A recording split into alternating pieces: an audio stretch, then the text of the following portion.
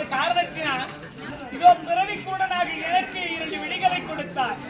இந்த மலர்விழி விளையாட்டாக செய்ததெல்லாம் வினையாக போய் முடிந்து விட்டது. இப்பேற்பட்ட தொழுநோயிலிருந்து குணம் அடைவதற்கு நீயே காரணமாக இருந்தாய்.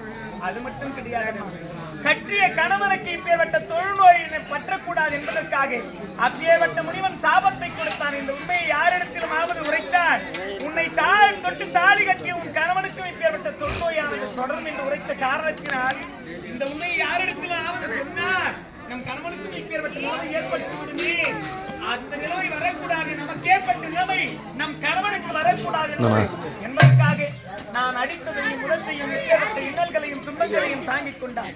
இவளல்லவோ உத்தம், இவளல்லவோ பத்திரி, இவளல்லவோ மாதர்குல மணிவிற்கு இவளை மனைவியாக அடைவது சென்ற பிறவியில் நான் என்ன பாக்கியத்தை செய்தேன்.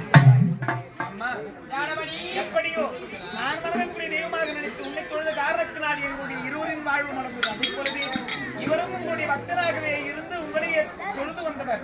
இருந்தாலும் சாப விமோச்சனத்திற்கு காரணமாக இருக்க வேண்டும் என்பதற்காக எங்களுடைய வாழ்வு மலர வேண்டும்.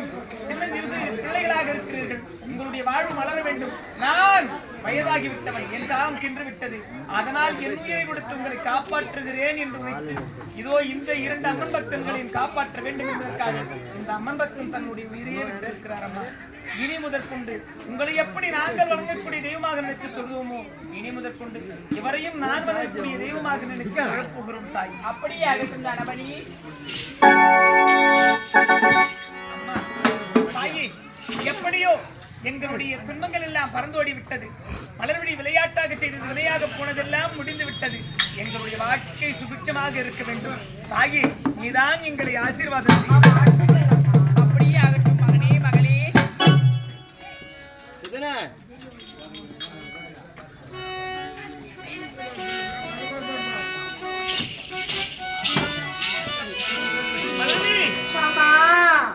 பார்க்கும்போது எப்படி இருக்கிறது?